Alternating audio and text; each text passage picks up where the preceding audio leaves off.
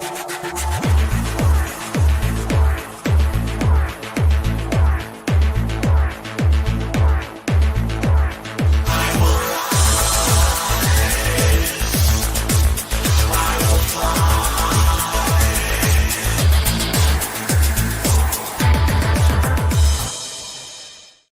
welcome to the Sharpe Show. So happy to have you with me here tonight, a little bit past 8 p.m. on the East Coast. I know I'm late. I know.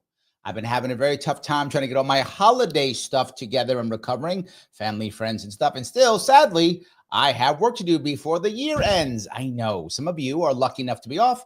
Some of you have to work. I'm part of the crew that has to work. So I'm still getting stuff done, falling sadly way behind. But I am still here, at least, right? I'm still here. And you have been asking me, I know I've been doing a lot of topical shows. And of course, I always want topical shows. But many have been asking me about, like, how do I come up with, like, libertarian answers? Or do we want to have these types of things? And one of the reasons why a lot of people who are libertarians like to follow me is because I tend to not just be ideological only. I am, don't get me wrong, I'm an ideologue. I absolutely am. But while I am an ideologue, my ideology isn't necessarily my policy, if it makes any sense. My ideology is my North Star, right? It's where I always try to go towards. But, you know, a pure libertarian world is a magical world. I wish we had one, but we don't, and we're probably not going to in my lifetime. But in any case, I do want to always point in that direction, because I believe that that's always going to be the best outcome overall. It will never be perfect, ever. But can it be better? And I would say yes. And what I've been talking about recently is, how would I solve this problem? How would I solve that problem? Well, now, because you guys have asked me, I'm going back in time. I'm going to be in my time machine. I'm going back in time. I'm going to say, how in the world could libertarian leadership, how could libertarian leadership been better leading up to World War I, in the in-between years, and World War II, and maybe even after in theory, but at least during that time period? This is a time period where a lot of people believe America made its bones and made a lot of great decisions and basically saved the world for democracy. That was the story that most people heard. I don't agree with that. Shocker. Yes, you're surprised that I don't agree with that. Of course I don't. But as always, I'm not just going to talk trash. I do that too. But I'm also going to tell you what I think we should have done. And I'm going to give you my honest opinion what I think would have happened and how things could have become better about the entire thing. I think that is the best way of doing it. So I want to start, if I could, by bringing up the concept of World War I and World War II. For those of you who aren't war fans, you may not care about this, but they were critical. These two wars were critical in the world for many, many reasons. They were critical and they affected so much in the world. Really important. And so we should at least understand, I'll give you basic stuff so you understand kind of how it worked, because how important these wars were. There's a second piece. The average person says it's World War I and World War II. Yes. However, 50 years, 100 years from now, whenever it is, historians will look back, many already do, I do, many already do, as it actually being one war. It really wasn't two wars. It was one war. And it was a war to see if Germany would dominate Europe militarily. That's what it was. With the Prussian model of Germany, the military model, martial law, would it dominate Europe or not? That's really what it was about. Would Germany dominate Europe? Germany was already dominating America. Germans were dominating many parts of the world, and their biggest competitor was the British Empire. And that was clear. So over the course of those two wars, would that work? And reality is, the answer was not militarily, but Germany will still dominate economically. To this day, Germany still dominates Europe economically. So would Germany dominate? Yes. The wars before that in the 1800s were, how many German states would there be? So the wars of 1871, the wars of 1860s, all these wars were, how many German states will there be? And the answer is 3. In case you don't know, it's Germany, Switzerland, Austria. These are 3 German states. So how many would there be? Would there be 1, 2, or 3? Right? And because of Habsburgs and Swiss, there's 3. But there was a chance there could have been one massive German state. In fact, During World War II, they had that, the Anschluss, to put them all together, and they were probably going to take over Switzerland eventually anyway. They would have made the one German state that might have happened in the 19th century. So the 19th century's wars were, how many German states will there be? And then the 20th century wars were, will Germany dominate Europe militarily or not? And the answer for the first one was 3, and the answer for the second one was not militarily, but economically. I don't know what the wars of 2020, the 21st century are yet. I guess we'll figure those out. I don't know. But anyway, that's what it's all about. So, right, World War I starts in 1914 officially, not for America, but for Europe. Why does that matter? Because a year before, 1913, America does something that a lot of people loved.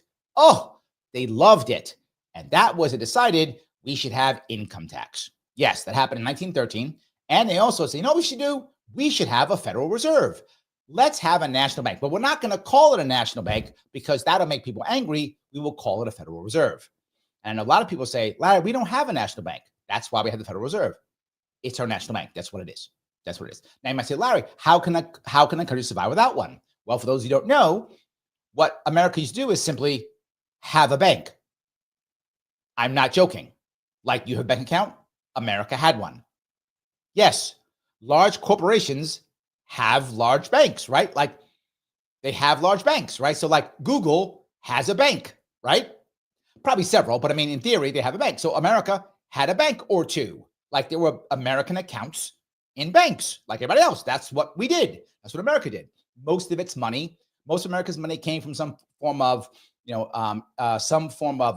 trade taxes or some form of fees and fines, things like that, is where most of America's money came from.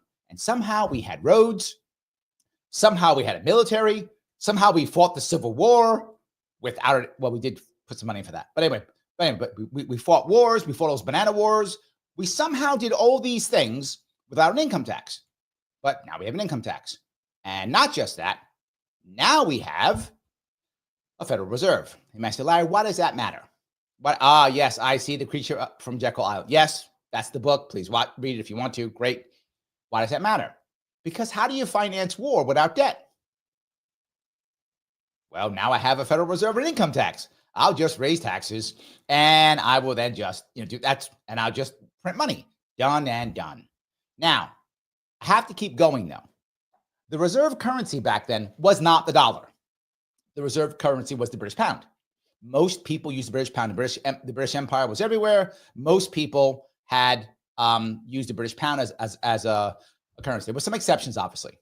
And back in these days, America was a neutral country. We didn't get into other people's wars. It's not what we did, right? I mean, here or there, like in our area, but otherwise we left people alone in general. The wars, the Napoleonic Wars, we got sucked in during the War of 1812 because the British kept taking our ships, but we didn't fight on either side. We didn't fight in any of the European wars in 1850s, 1860s, 70s. We fought on none of them, right? We let everybody go away, let them do their own thing. So most people in like the Middle East, most people in, not in Africa because we were slave traders, but most people in the Middle East, they actually thought we were good. We were much more like the current Chinese in general. It's more close to that. We were there like, hey, we just want to buy your oil and stuff. Can we just do that? They were like, how about colonizing us and telling us how to live? No, we just want money. Oh, really? They're like, yeah, can we just buy your oil real dirt cheap so we can sell it for a whole lot of money? And they went, so you don't want to conquer us? Nope. You don't want to make us a colony? No. We just want the oil and we'll pay for it. Oh, okay. So they kind of liked us because compared to the other Western powers, we were pretty good. They all wanted to conquer. We didn't care at that point. We have changed since then, but we didn't care, particularly in the Middle East. We were fine. So 1913, we started to do this. 1914, war breaks out in Europe. War breaks out in Europe because of the same systems that we have now. A whole lot of alliances, tons of them. Alliances, everyone had an alliance against the other, an alliance against the other. You might say, well, Larry, that doesn't make any sense. If you have alliances, that's how you make peace. No, that's why George Washington was against alliances. That's why John Adams was against alliances. It's why I'm against alliances. Alliances draw you into war. That's what they do. America is very special. There is no risky chance we're going to be invaded. And that was true since the 1850s. No realistic chance we're going to be invaded. I mean, maybe, but not realistic, right? Maybe the Mexicans back in the 18, maybe, but not really, right? It wasn't that really big of a deal. Now it's impossible. Why are we having alliances? We're having alliances to draw us into war. And we didn't have that before. So now it's 1914. The Germans and the Austrians are fighting against the Russians, the French, and the British. They're all fighting. Italians aren't in yet. They're all fighting this war. What do? We go, sucks. Have that war over there. Whatever. And Woodrow Wilson is literally saying, hey, I don't want to get us into war. Woodrow Wilson is a peace president. That's what he says. Peace president. I don't want to get us into war at all. He's all against the war. But there were a lot of Americans who went over there to fight, by the way. And this is something that we've now changed, which is stupid, but we've changed this now, right? A lot of Americans went to fight. Remember, the two largest ethnic groups in America at that time, and still to this day, are German background and British background. Well, they're both at war. So many Americans left. There was Legends of the Fall was a movie with Brad Pitt about this, about a group of Americans who went over to Canada so they could join the war and fight the Germans because they were British and they were proud of the British heritage and they're going to fight the Germans, that kind of thing, right? And there were many Germans who went right back to go fight the Brits from America. This happened, and we weren't mad at that. We didn't care. We're like, oh, good, go do your thing. Private citizens go fight. Now we put them in jail because now we pick a side in every war. And if you don't on the side that we decide, then you're a bad person and we will literally punish you. We'll debank you. We'll put you in jail. World War I, people fought on both sides, depending upon what you felt about the war. Those days are now over. Government now decides what's right and what's wrong and decides what you can and cannot do and where you can put your money or not. Decides that. That's how that works now. In the libertarian world, if you care about a conflict, you should be able to put your time, money, and energy in that conflict if you want to. Up to you. You care about those things? Go do it. All good. No worries. Any case, this happens. And during this time, Woodrow Wilson wants to get involved in a war. Yes, he does. No doubt he does. Absolutely wants to get involved in a war. But how can he? Americans don't want to be involved in this war. And those who do are physically going over there and fighting, right? Those who do are literally over there and they're fighting. Those who care. You have the rest of them just living their life. Oh, good. Well, no, he's got to go over there. He's got to help out things. He's got to start lend-lease. He's got to start helping out the Brits and helping everybody out. So what winds up happening? Well, the Germans say, hey, we're using our U-boats. And remember, this is not the fascist Germany. This is Imperial Germany. This is prior to World War II. There's no man with the funny mustache. He's not around. Well, he is, but he's actually fighting in this war. He's actually on the Western Front fighting in the trenches. He's not leading anything. He's fighting in the trenches. That's where he's starting, right? So now he is he's fighting.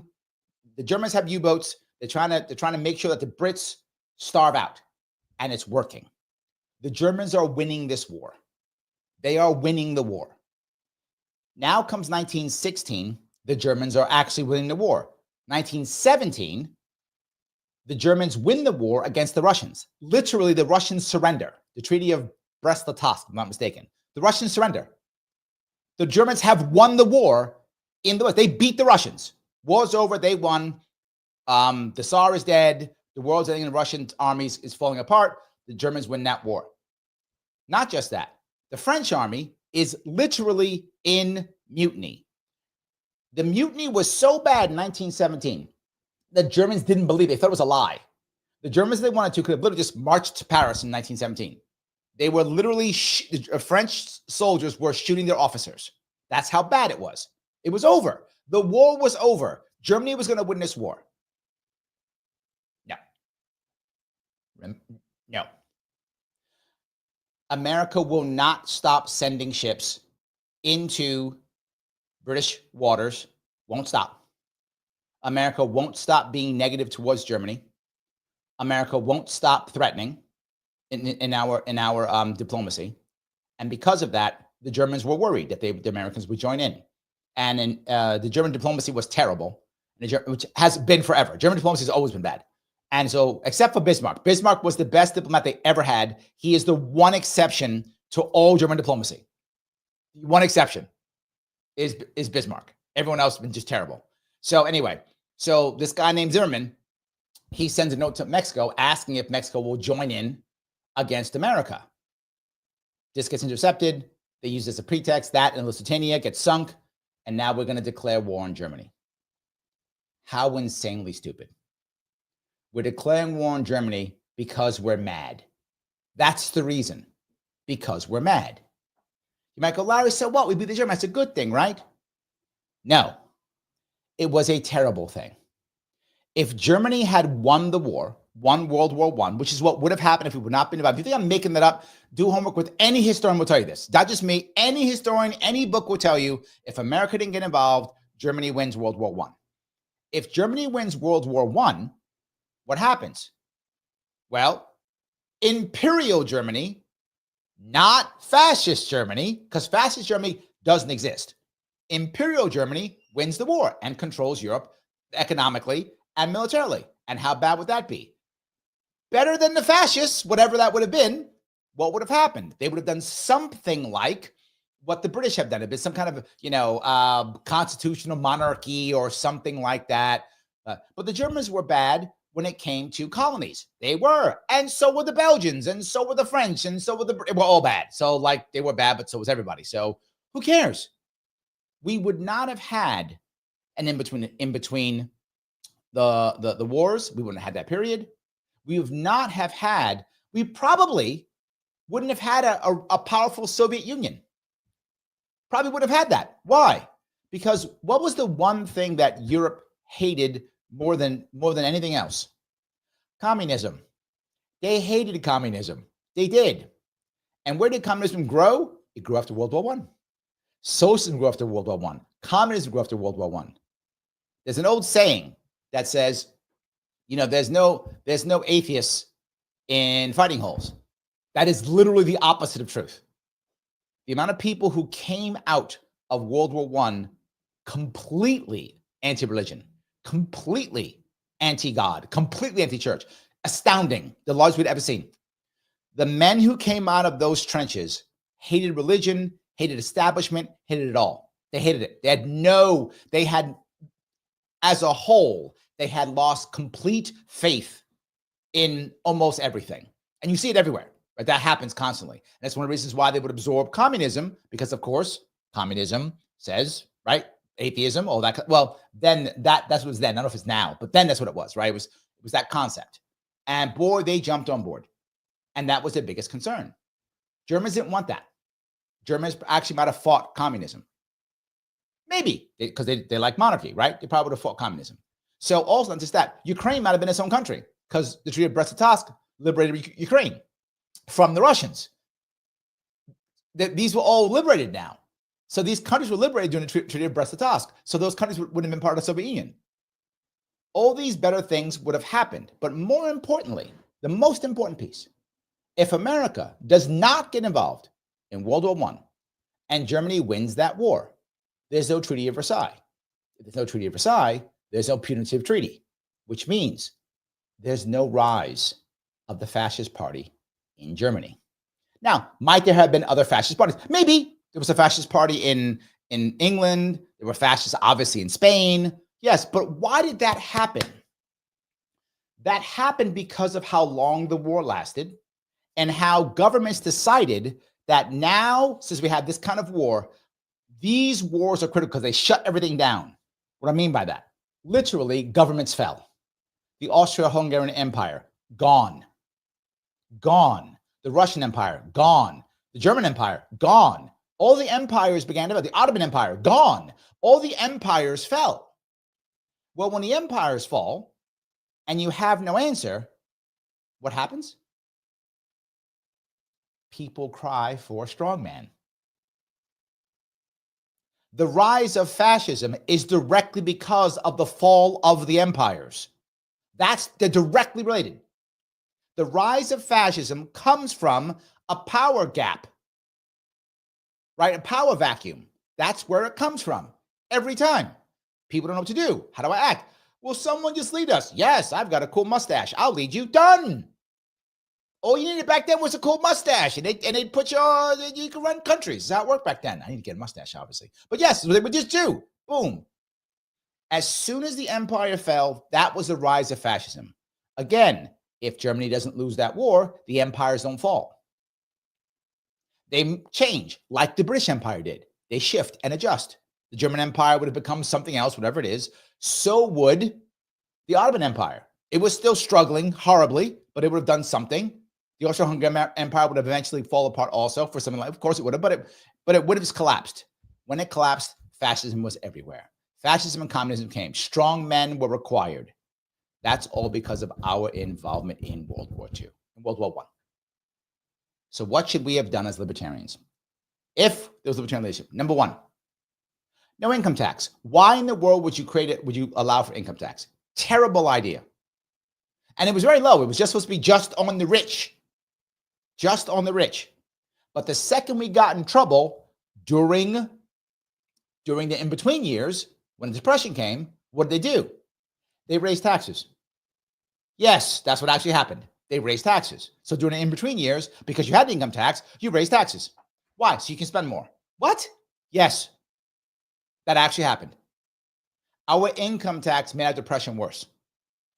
Shouldn't have income tax. That was a terrible idea. So libertarians would never had that. Second, we would have had a non-interventionist policy, not isolationist, non-intervention. Just non-intervention. Leave them alone. You want to fight your wars? We've been doing it for 100 years. All of a sudden, now we got to care about it. Leave them alone. Leave them alone. Let them fight their war. Who cares? If there's lots of refugees, take refugees if you want to. Awesome. Sell weapons to both sides. Who cares? I don't care. Larry, you want to sell weapons? Don't. We do it now. Now we just pick a side. I say sell all of them. Who cares? They want to keep fighting, let them fight. We'll be fine. We would have got over it. What would have happened? What happened to the average American if the Germans win that World War I? What happens to the average American if the Germans lose World War I? The average American? Nothing.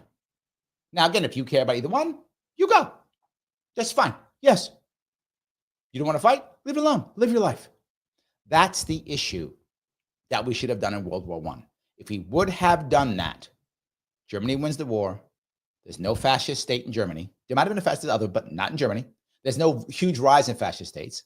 The odds are the German Empire puts down the communists in Russia. Odds are, don't know if it would happen, but odds are. You can see how do I know that? Because in the in-between wars, in the in-between the wars years, there were literally Germans fighting the streets, stopping communists. That literally was happening. They were literally fighting in the streets to stop the communists. So the odds are they would have stopped. They would do the same thing in England. They were fighting the communists in England, fighting them in France. They were fighting communists everywhere. They did not like the communists at all. So the odds are they would have fought communism. So it probably wouldn't have been a Soviet Union, or if it would have been weak or something like that. They would have made Ukraine a puppet state or something like that, right? Or maybe the Estonian, they made a puppet states, whatever the case may be. That's what they probably would have done.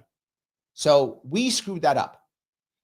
We are the reason, and it may make you angry to hear this, America is the reason World War II happened.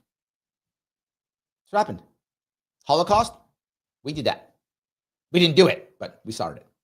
Wouldn't have happened. Now, there might have been some other, anti-Semitism isn't just German or American. Anti-Semitism is everywhere, right? So there was probably worse anti-Semitism in Russia at the time than it was in Germany at the time.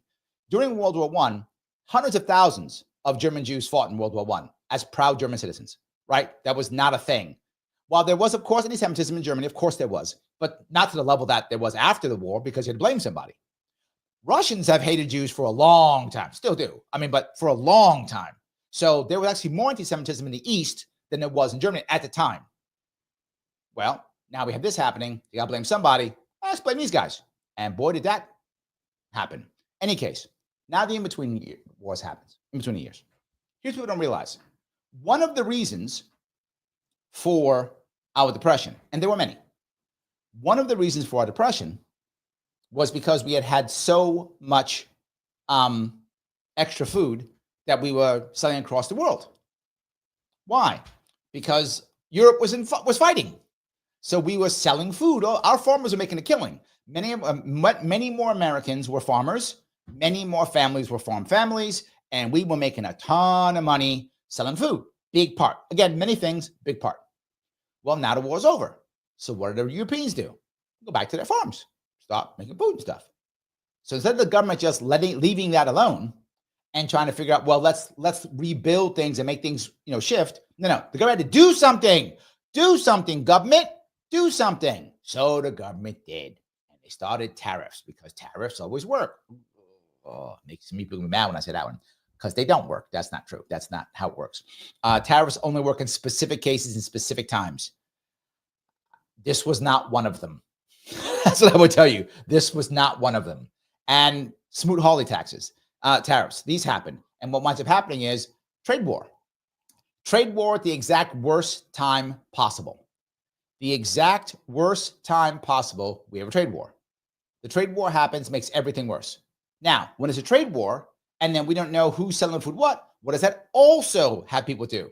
Speculation. Speculation throughout the entire time, tons of speculation, trade war, crash. We had multiple crashes during that time. And then what do? We decided, what we're going to do? We're going to raise taxes. Yes, we began to raise taxes as high as we possibly could. We started doing that. If I remember, right before World War II began, we raised taxes at the highest level, like 60%. It's high. Once that happened, what did the wealthy do? Well, the tax code prior to that was a very small tax code. The tax code, as we raised taxes, and we raised lots of them, people all go, you should go back to when we used to charge 90% taxes, right? Yeah, that's wonderful. Here's the problem. The tax code went from like 100 pages to like 11,000 pages. I'm not even joking. 11,000 pages. What did it do? All it did was just make it loophole, loophole, loophole. So now instead of the wealthy paying, they had to now change it and make the poor people pay. And that's what wound up happening. So as you raise taxes on the wealthy run the government. They're not going to pay them. This is a fantasy that we've made up. We'll just tax the rich. That's literally never happened. When you start to tax the rich too much, they take over the government. In like every country, they just take over. They become the Praetorian Guard of the ancient Roman Empire. That's what they do. It does not work. So this is a fantasy we keep telling ourselves, and people love saying it. It doesn't work. But we did it anyway, and it began to fail. So now we have FDR in, trying his damnedest to fix things. Trying his damnedest to fix things. So what he wants to do, I'm going to fix things now. It's in between wars, depression. Oh my God, what we're going to do, we got to fix things. So he thinks the answer is, I'm not joking, more trade war. More trade war. So we do trade war again. Except FDR is different than Wilson. FDR, man, he cannot stand Japanese. This dude did not like Japanese at all. How dare these upstarts start acting like the white Westerners can do stuff? You can't do that, right? Matt go, Larry, are you being racist? He kept Wilson resegregated the government. The American government prior to Wilson was integrated. Wilson resegregated it.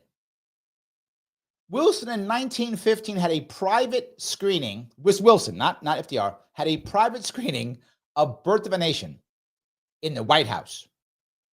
Same year the Triple K marched down DC. Wilson was an overt racist. Not overt. So now here comes FDR. Well, he's a good guy, right? No, he don't like, same, no difference. And what else does Roosevelt like? He loves centralized control. Loves it. He thinks it's the greatest thing in the world. I'm not joking.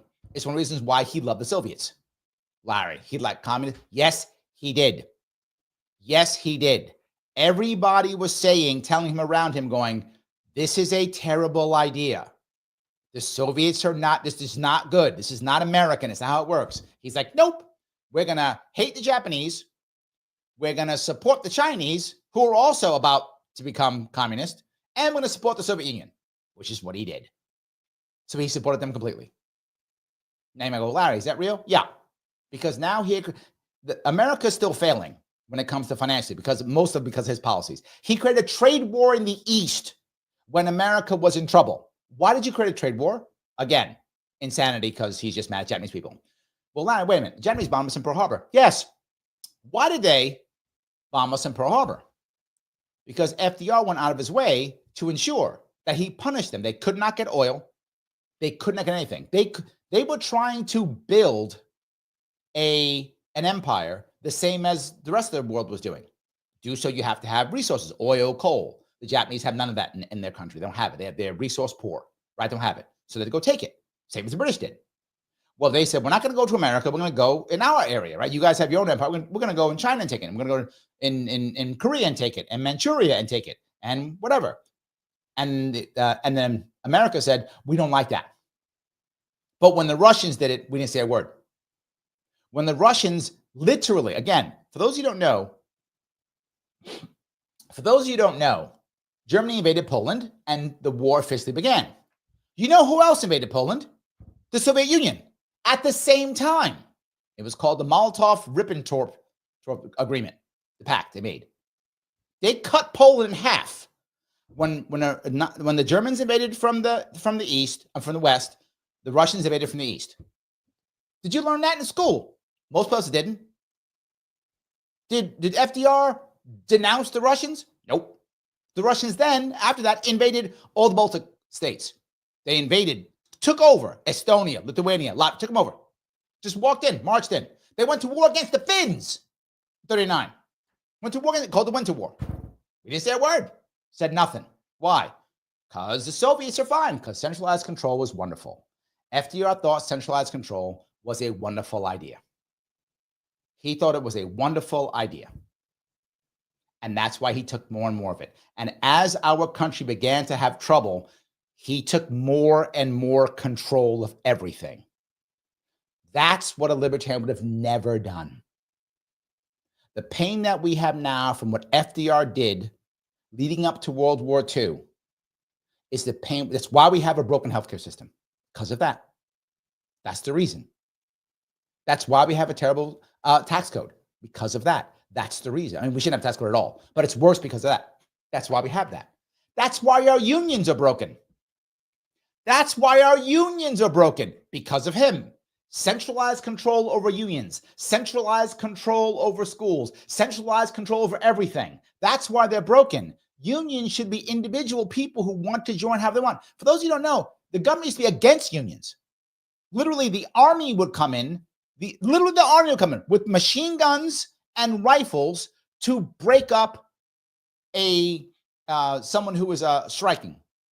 That's what used to happen. So I get you don't want that. Agreed. I have an idea. Just leave them alone. Let people figure out and let unions be unions. But no, he got involved, and now we control unions now. He's the one who did that. Now the federal government controls unions now because of him. Made all things worse. Okay, but wait a minute, Larry. Hold on. You're telling me that we should have done nothing while the Japanese invaded China? Yes, that's what I'm telling you. Let them fight their war. Yes, let them. Why? The reason why they bomb, and here's what they actually thought. Some people say the Japanese just wanted to kill America. No. And again, this is historical. The Japanese wanted to bomb Pearl Harbor. Their thought process was, and it was obviously incorrect, but their thought process was, if we destroy the American fleet in Pearl Harbor, sink all of their aircraft carriers, they won't be able to rebuild for years. We'll be able to take over what we're going to take over, solidify, and sue for peace. And we'll make some kind of deal. We'll give something back, pay reparations, whatever. We'll get this over. That was their actual thought process. Clearly, obviously wrong. But that happened. So now the next piece. Did he know? Now, there are people who will say yes, people will say no. I don't have proof that he knew. He knew.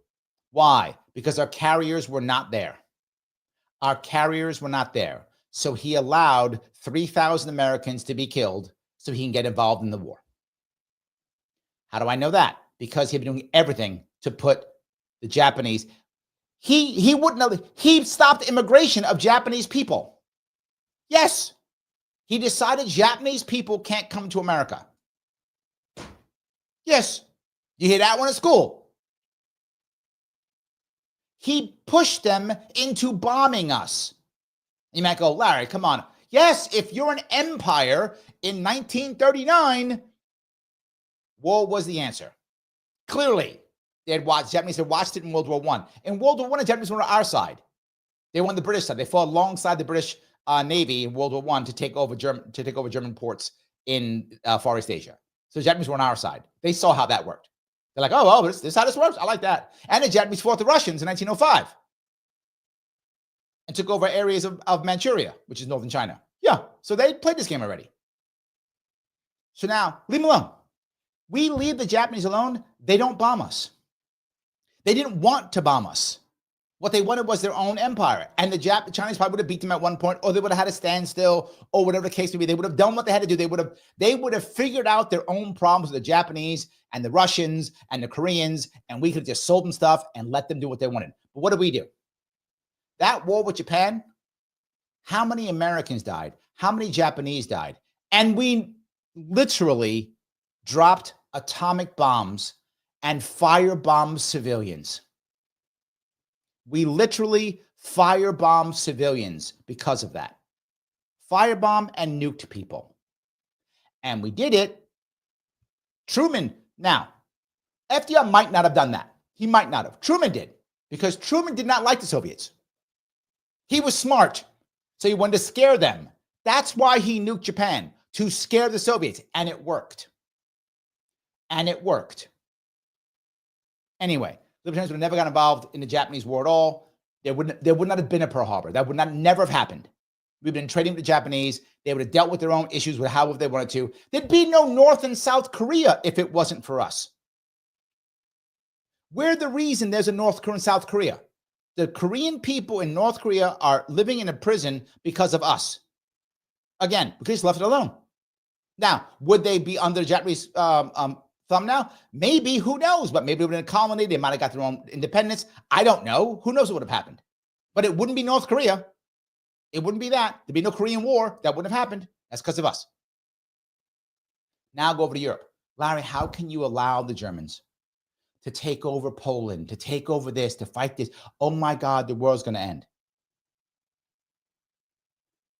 If we hadn't got involved in World War II at all, nothing, just left it alone. No Lend-Lease, not helping the Brits out, not doing anything. Just leave it alone. Just selling stuff. Maybe the Germans win the war. Maybe they still lose. I don't know. But here's what I do know.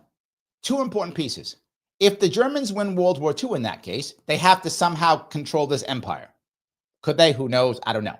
The Brits would have surrendered a whole lot earlier. Without our help, we gave them Lend-Lease. There would have been a chance for the Germans to actually invade England. That would have been a real chance. The British might have sued for peace. They might have said, you know what? Can we just stop this? Oh, but the Germans wanted peace. The Germans didn't care about, wanted peace with the Brits. Be very clear on that. Wanted peace with the Brits. The Germans did not want to be fighting the British. They would have been totally happy to let it go. Okay, fine. Let it go. Done. The war's over. Don't fight the Brits. We're going to stop that entire war. But Larry, what about Russia? They might have been the Soviet Union. So what? They been the Soviet Union. Who cares? They been the Soviet Union. So what? We had a Cold War with the Soviet Union for the next freaking 70 years.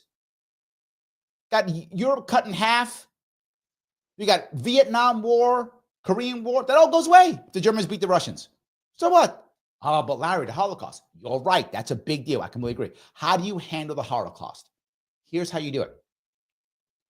What happened right now, what happened then at that point, is Jews were trying to leave Germany. But Larry, the Germans were killing the Jews. They were. That's true, of course. But when did the final solution occur? 1940s. 1940s. Prior to that, what were the Germans doing? Being terrible to the population, of course. Beating, terrible things, absolutely. What were many Jews doing? Leaving, trying to flee. Where could they go? Nobody wanted them. We didn't either. They came to us by the boatload and we turned them away. We turned them away. I would have an idea. Hey, Jewish people who have tons of money and have tons of education because you're all hardworking German citizens and 20% of my country is already German. Hey, why don't you guys come? How about that? We had plenty of space, plenty of ways. Come on in. Ellis Island. We're going to make a special Ellis Island for European Jews. Come on in. That would have been the libertarian answer. Come on in. They say, well, the Germans wouldn't have let them. No, they wouldn't. The Germans were letting them leave. In fact, they were encouraging them to leave prior to the 40s. They were literally saying, just go, get out. We don't want you. They hated the Jews. Clearly, they were murdering them. Let them go. They would let them go. Of course. And again, they did. That is a fact. Look at it. Nobody wanted them. That's the truth. Why do you think they made Israel after the war? Nobody wanted them. Now, if you're Jewish and you know your history, you know what I'm saying is true. Nobody wanted them. We should have happily embraced all of them. Come on in. Come on in. Why not? Think of all the talent we would have gotten. Think of all the talent we would have gotten. Come on in. Take them all in. So we should have done. That's the libertarian answer. Let them all come. Even Roy says it. Indeed, the Holocaust was the final, not the first. Correct. So take them. But not just that. They become to the point, right? There were three parts of Germans when it came to this. Parts of the Germans who knew exactly what was happening. Parts who knew but kind of wanted to pretend like it wasn't happening. And parts who didn't know, right? Depending on how old you were, where you lived, in the country. But three different parts. The people who knew it was happening would have been happy to just let them go. They didn't want to do it. They were like, that'll work. Those Germans didn't see the Jews as human beings. So I don't care. Put them there, kill them. They weren't human. That group of Germans did not care at all. The group who tried to pretend they didn't know would have loved to have this answer. It could have taken their guilt away. So that chunk of Germans would be like, great, yeah, we'll get rid of them. That will way better. That group of Germans would have been happy to do it. They would have been jumping for joy because then they could not pretend they don't know what's going on. And who did know would have been like, oh, okay, they're leaving. So you pacify all three parts of the German population by just saying, come to us, please. You pacify them. That's the issue. Mastermind says Hitler worked with Jewish leaders to colonize Israel back in 1933. Yes, he hated the Jews. He wanted them gone. He didn't have to kill them, but he just didn't care. Again, that regime did not see the Jewish people as human beings. They're like, they were items, things. Give them away, kill them. They saw no difference. I know I'm sounding horrible, but I'm just being very forward. That was what the regime thought. So that's how it works. You make that change and they can come. And they can come. After that, because we got involved in World War I and World War II, that's why we have a Cold War. That's why we have a Cold War. That's why we had communism. That's why we have all these things. This was the wrong answer. Now, is my libertarian solution a magical solution? No. The world's a terrible place with bad people who do bad things. But early on, our founding fathers knew this. And they talked about it. I forgot. It was one of the papers. I think it was, I don't remember. One of the papers, I forgot which one it was. It was one of the papers that said, America should not be out searching for monsters to slay. I'm getting that wrong, but something like that. And this was like 1800s they said this. They're like, don't do it. America's job is not doing that. It's not the way it should work. Let me grab a couple comments and some questions, and I'll walk down some more of these roads. I think you guys I hope you guys enjoy the concept behind this and how there would have been an answer for this, and we could have made this better. There could have been a better answer. You might go, but Larry, what if the Germans had actually won World War II and won early? Well, they wouldn't have been in Africa then. They would have only been in Europe, right? Because there were no other German colonies. The British would have surrendered earlier.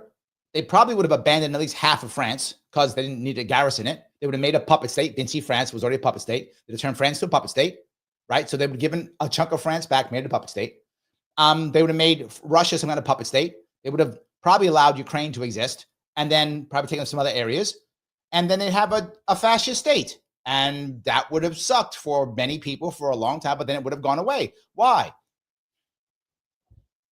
Because if you just stay in your fascist state, eventually people actually want you to service them. How do we know that? We saw it happen in Afghanistan. We saw it happen in the ISIS. We saw it happen. People go, okay, great. Now, can you govern? We're not fighting wars anymore. Can you govern now? Things are going to change. People want to make money. People want to live their lives. It would have had to adjust. Of course, it would have. Right? You maintain a fascist state with war. Once the wars are over, now what do you do? Now what do you do? So something would have broken at one point. But you might go, well, Larry, then it would have been a terrible thing. Okay, that's wonderful, but we had a Soviet Union. That was bad too.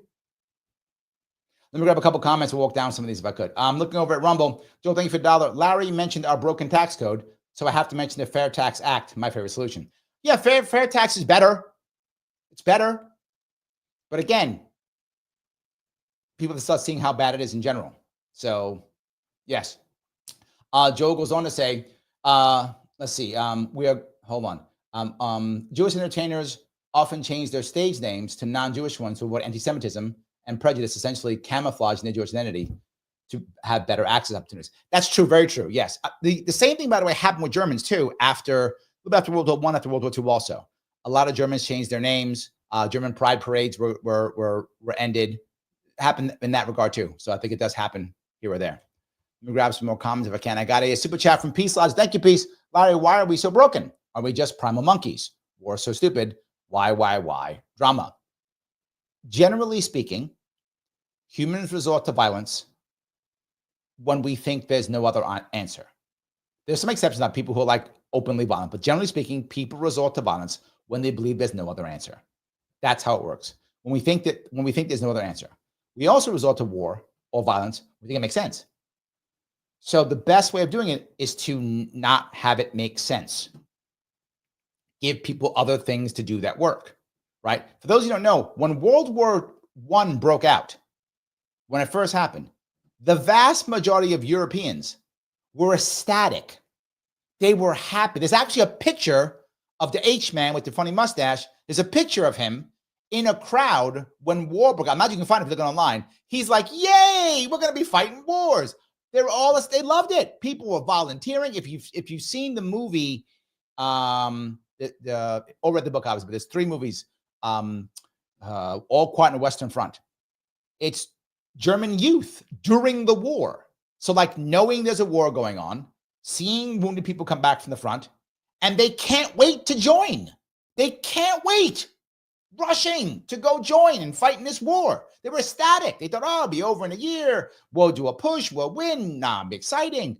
Americans did this piece in the Civil War.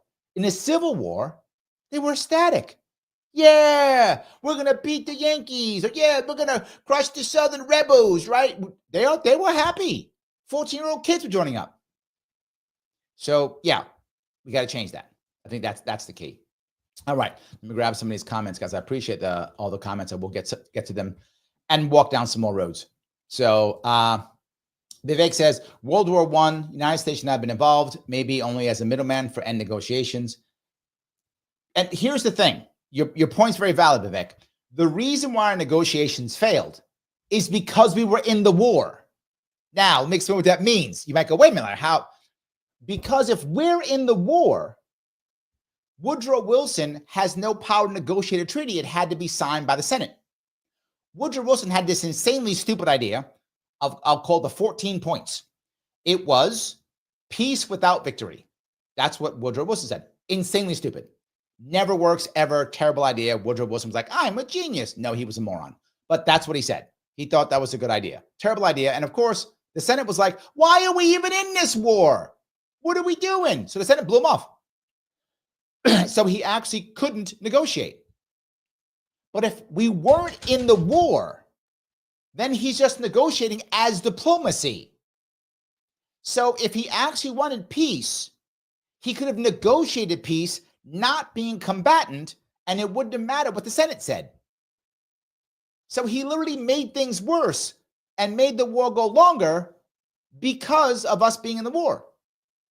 I'm not joking. World War I went on longer because we were in the war. The Germans would have won it in 1917.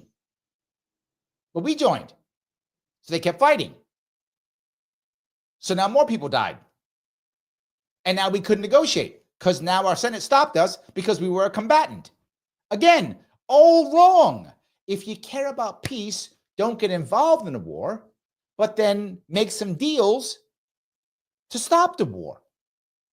I like that a whole lot better. Let's do that instead. Nope. And then FDR with his insanely stupid, I'll go back to my FDR. I keep beating up on FDR. He's a terrible president. With his idea of unconditional surrender for World War II. Nobody wanted unconditional surrender in World War II except him. Everyone else was like, as soon as we can stop this horrible war, let's stop it. Just stop it. The Brits like, can we stop it? The French like, can we have our country back? The French, can we have our country back? The Russians like, can they stop killing our people? The Soviets lost 1 in 10 Russians. 1 in 10 Russians. That'd be the equivalent in America of us losing 3.5 million Americans. We haven't lost 3.5 million Americans in every war we ever fought combined. Not even close. Of all the wars we've lost combined, including both sides of the Civil War, we've lost less than 2 million. Maybe 1 million and 1.2 in that area. Is my math about right? 1.2, 1.3 million total. But we'd have lost 3.5 million in one war. Crazy. They were like, can we stop this? We'd like to stop the war. FDR was like, no, I'm paying for this war, which he was. I'm paying for this war. So this war goes on as long as I say so. I'm paying, and that's what they want to do. Now, why was it a bad idea? 2 reasons. Number 1, he made it unconditional. Why? So the Soviets could take over half of Europe. Larry, you're crazy. No, that's what happened. Every American general, and do your homework, I'm not making this up, was like, we have to go in. We have to get to the Germans first. We've got to take Germany. We've got to do it first. We can't. The Russians have Germany. We have to go do it. And the Germans, this is true story. This is a piece actually in the movie Downfall. In the movie Downfall, which is a German movie about the last days of the H-man in his bunker.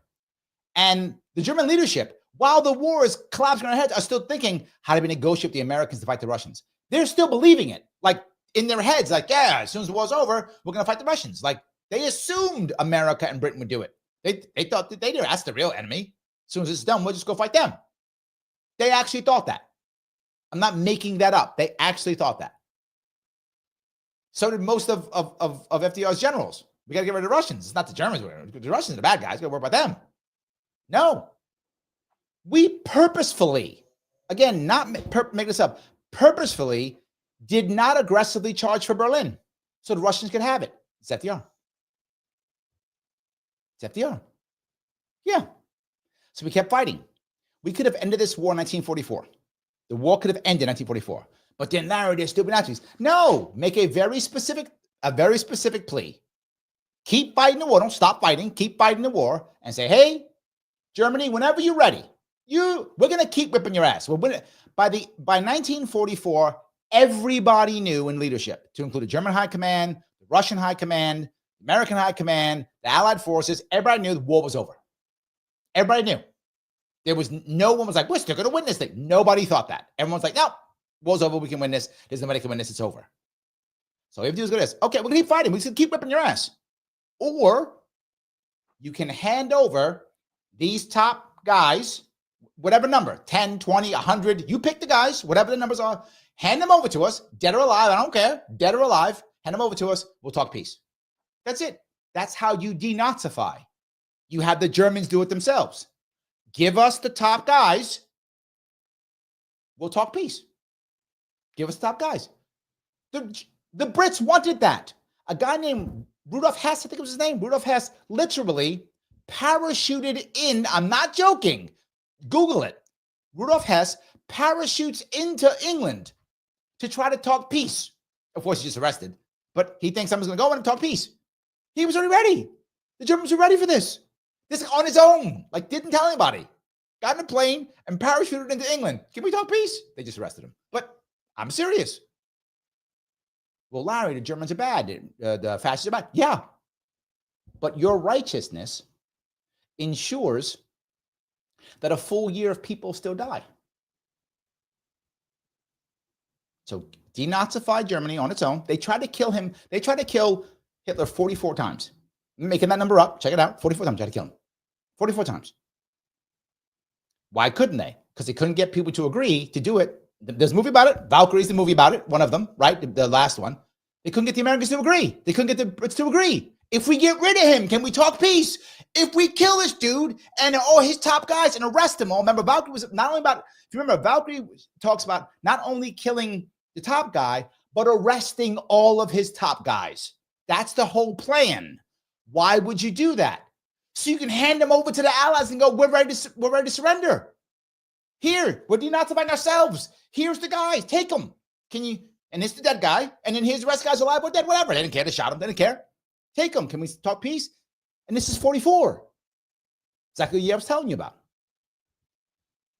The most American casualties were in the last year of the war. Most Americans died who died in that war, died in the last year of the war. Of course. Of course. Ryan says, thank you for the $5. I appreciate it. In my humble opinion, Wilson and FDR are two of the worst villains in American and world history. What they did during both world wars is unforgivable. I agree. I'm with you, Ryan. And people love them. And that's why I say what I say, because people think that they're great, and they were terrible.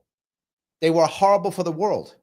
The world is a worse place because of them. Let me say it again. The world is a worse place because of them. Not a better place. A worse place because of them. Yes. One more time. The federal government was integrated. Woodrow Wilson resegregated it. It took Truman to desegregate it. Truman. FDR didn't either. He kept it segregated. Yes. That's just America. Could you imagine if we had integrated America back from 1910? Think about that. That's these men. That's these men.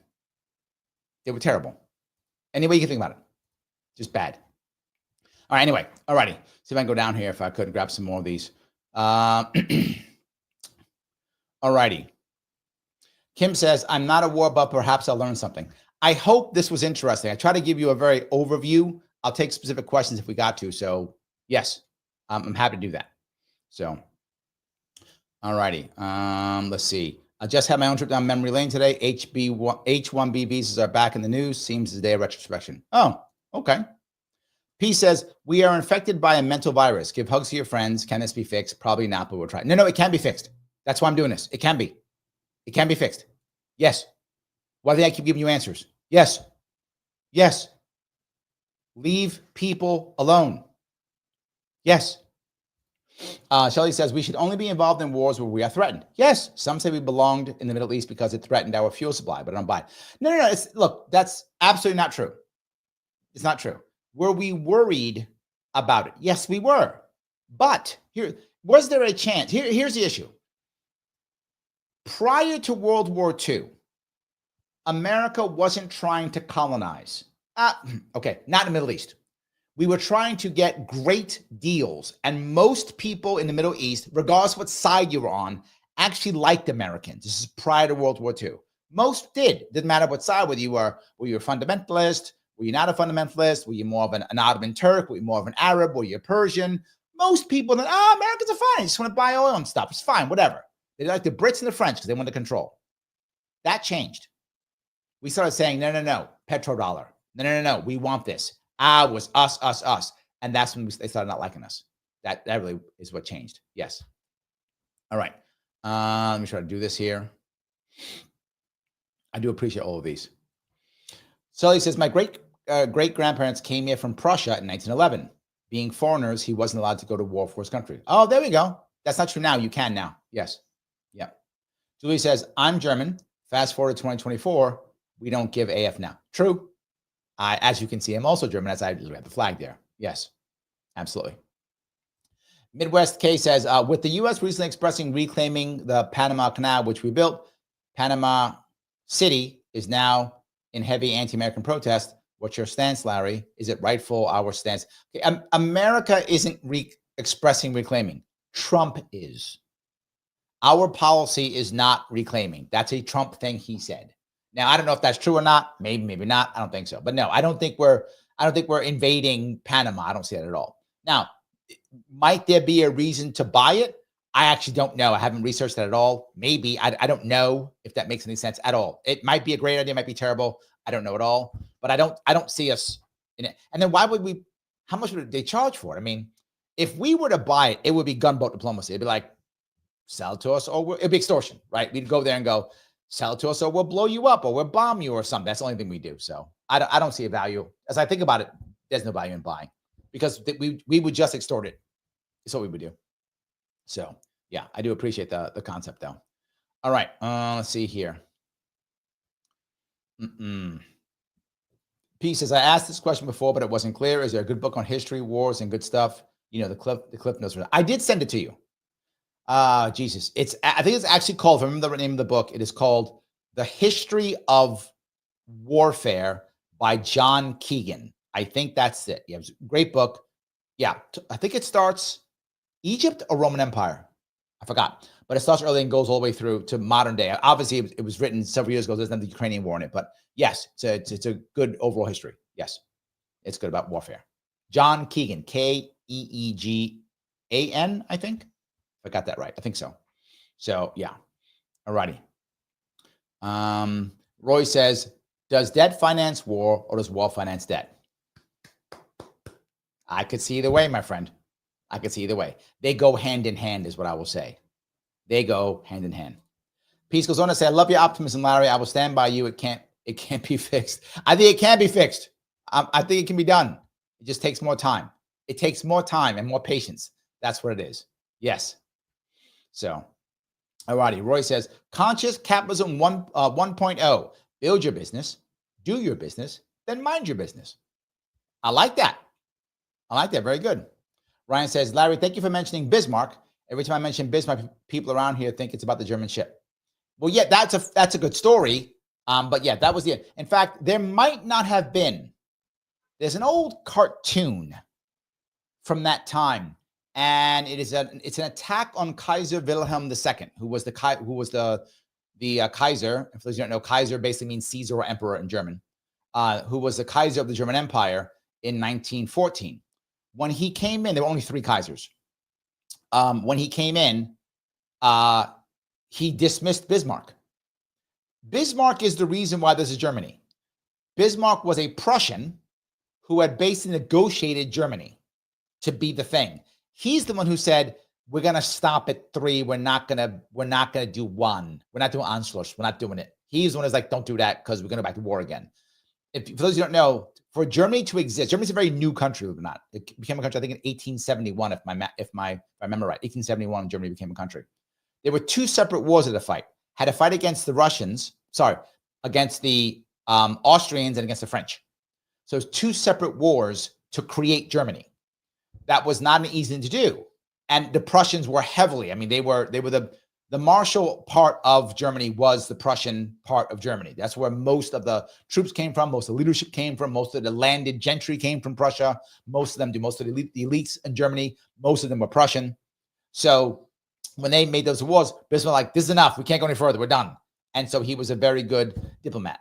And when he asked about diplomacy, they said the best part of diplomacy, the safest diplomacy, is a good treaty with France and Russia. So he was not about fighting unnecessary wars. He was about trying to build his nation up. And when Kaiser Wilhelm came in, he went, okay, you're dismissed. And there is a cartoon of the Kaiser dismissing Bismarck, and he's walking off a ship. And they were like, that's the end. That is what made World War I happen, in some people's view, that if Bismarck had still been the foreign minister, he would have stopped it. He would have ended it. There would not have been a World War I. Who knows if that's true? This is what people believe. I don't know if that's true or not. So anyway, so yes.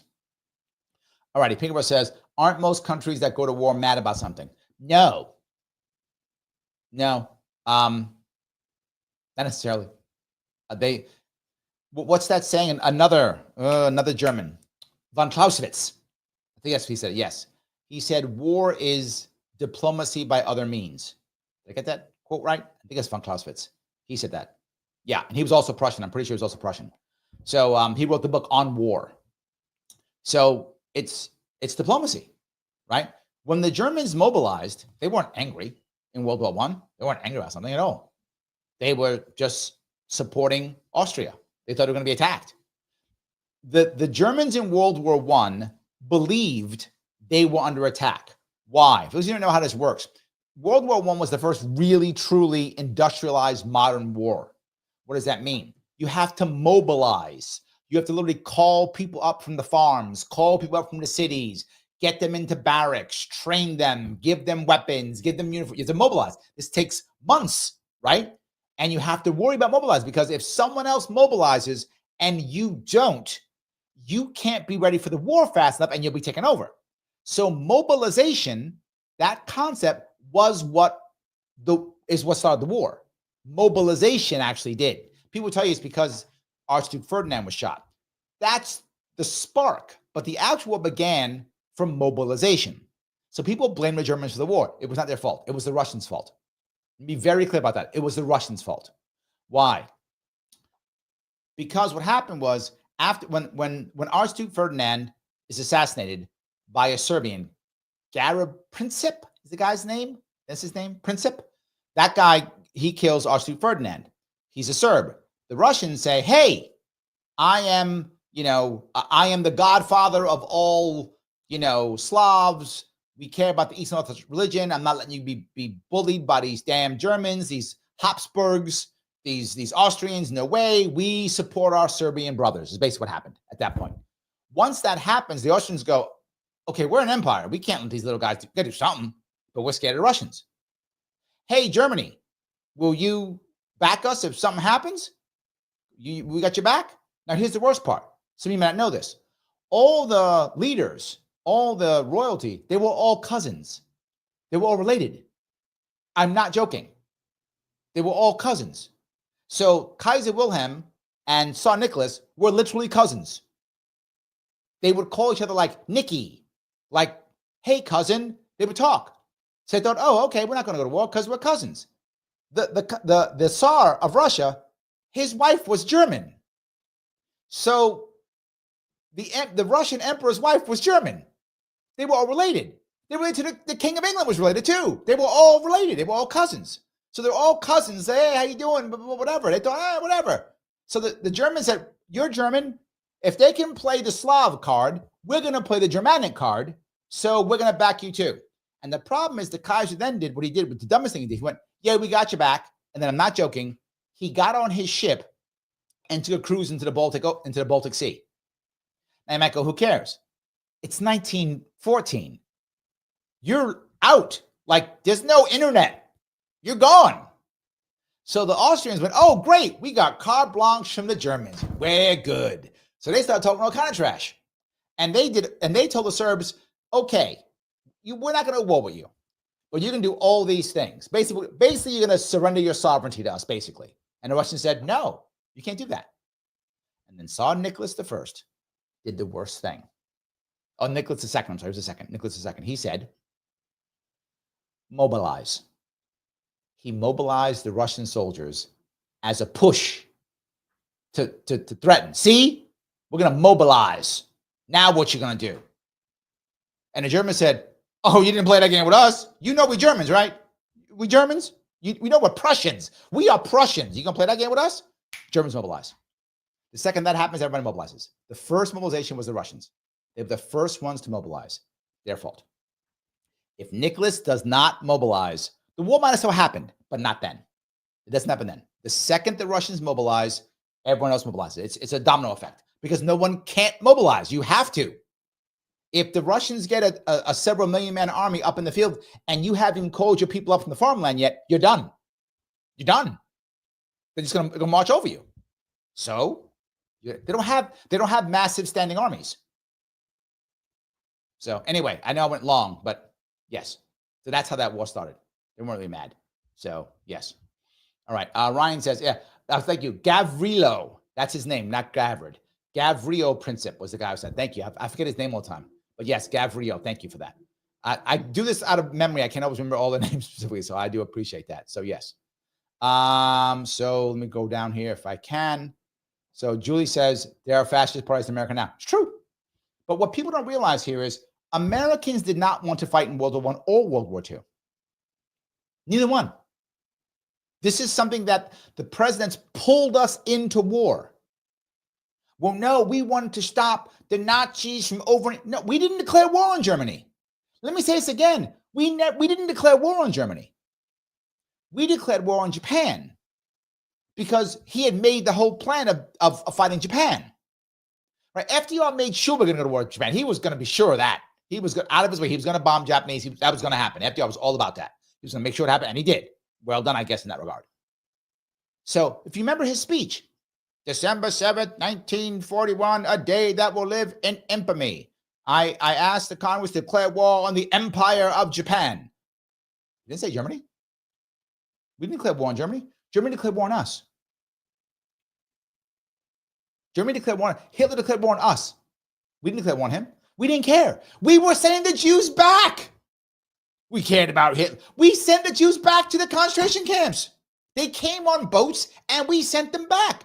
Remember when Trump had his rally in MSG and I was like, and it was your Nazi rally. Remember that? You know what it came from?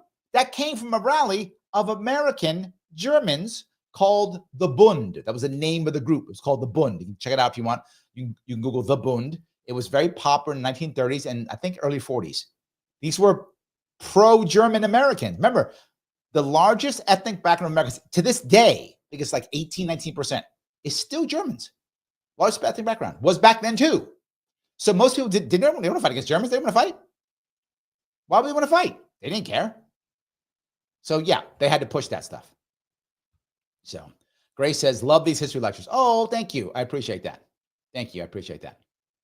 I do try to make it interesting to the best of my ability and to try to show that it does matter now. Like this kind of stuff does matter now. Mastermind Hour says 1913 was a bad year in American politics. You ain't lying. You ain't lying. Yes, absolutely. Joel says on Rumble, he says, tanks on one screen and learning about World War I and World War II on the other screen. Oh, okay. Are you playing World? Oh, I'm playing World of Tanks on one screen and learning about World. Yes. I actually am such a World War II geek that I literally can look at World War II tanks and equipment and often name it. Like I know which tank is which in which country, which I can do it often. Like I can recognize, oh no, that's an Italian tank. Oh no, that's a Japanese tank. Oh no, that's American tank. Oh no, that's a Russian tank. Yeah, I can almost, yeah. I know I'm very much a geek. So absolutely. Even sometimes I can tell whether it's a T-34 C-85 or a T-34. I can tell the difference between the two if I look at them. I know I'm such a geek, but it's true. So yeah. All righty. Let me see. Let me go down here if I can grab some more of these. Julie says some Germans were clueless about Jews because of propaganda. It's true. There was a chunk. Look, I'm not in any way trying to excuse the German population from this. All I'm saying is there were a chunk of Germans who didn't get it. I'm not saying that was the majority. I'm not, but there were a chunk who did not get it. They bought the propaganda. They weren't in the area. They were very rural Germans who lived out in the mountains. There were some who did not get it. There were a chunk who knew exactly what was happening and were all about it. But there was a huge chunk. The biggest chunk was a chunk who was like, well, we got jobs, don't we? And it's not like it was before. And how about I just look over here and not pay any attention? That was the majority of Germans. But there were some, that's true, who did not know. That's true. There were some. Absolutely. David says, Larry, if France would have lost World War I, wouldn't Germany have imposed the same punishment on France that France, UK imposed on Germany? I don't think so. And I only say that because, remember, 50 years earlier, they had fought the French. And they were not anywhere near as harsh during any of those. They weren't. Like when they fought the Austrians, they weren't that harsh. They did take a lot from the Russians. Remember, they literally had a treaty with the Russians. It was harsh in one way, land. So would they have maybe taken some land? I think what probably my gut, if I had to guess, the Germans would have destroyed Belgium. They would have said Belgium is not a country. Belgium, for those of you who know, Belgium was a made-up country. Like they just made it out of nowhere. I'm not joking. They made it up. They were like, this area is where like everybody invades. Like the Brits land here. When they come, the French go through it to go do Germany, and the Germans go through it to invade France. Can we just make this like a neutral buffer zone for everybody? That's the origins of Belgium. I'm not making this up. That's the origins. It was like, can we just make a buffer zone so that That is the reason, if you remember, officially, the reason why Britain joined the war, World War I, was because Germany invaded Belgium. Their reason for joining the war was, because remember, Britain did not have a treaty with Russia. France had a treaty with Russia. Britain had no treaty. They were smart. Britain had no treaty. Russia and France had a treaty.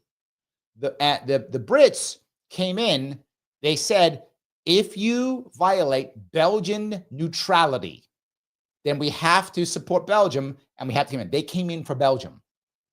Belgium was made up. So my assumption is that would not have happened because, again, they took a lot of land from Russia. Russia was a huge, with lots of land. And I'm pretty sure that in their piece, they actually also they actually also allowed Ukraine to exist. I'm pretty sure that's true. I might be off, but I'm pretty sure they allowed it. So they probably created a buffer state, something like that. So that's why I don't think it would have been the same amount of punishment.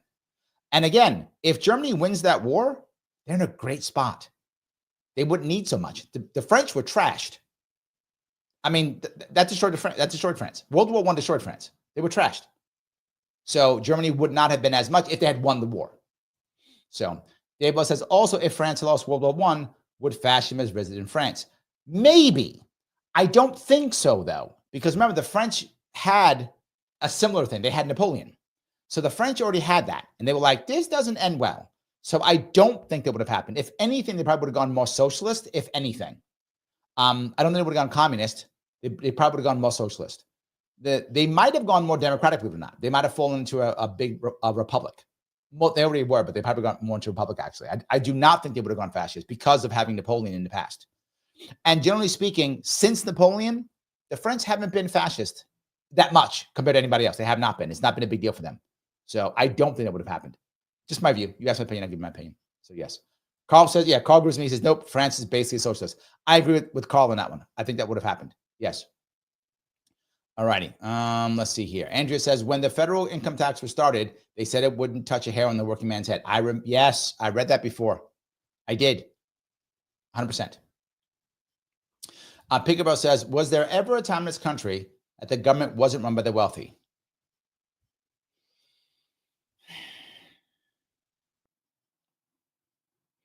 I think all governments are run by the wealthy. I'm trying to think of a time when they weren't. I mean, in theory, ancient Greek democracies were not, but they kind of were. But theoretically, they weren't, but they kind of were. I can't think of a time when any country, any government has been run by the wealthy. The question is, how much power do they have, right? One of the reasons why you see me constantly just fight on the idea of government having so much power is because when you give the government power, you give the wealthy power, right? The less government power. People often think, no, the government stops the wealthy. I hear that all the time. You can't stop these companies unless the government. It's the opposite. It's the opposite. The government is helping them constantly in every country, all the time, constantly. So I think the opposite. If you have less government control, you by default have less private. You have less company control. I think the wealthy. I can't think of time. I mean, you know what? Maybe depends. Here's what I'll do. Pick about. It depends how you define wealthy. If you define wealthy as like super rich, yes, there was a time when the super rich didn't run things. That's true, but they were still landowners. So, how do you define a landowner as being wealthy? So I would say depends.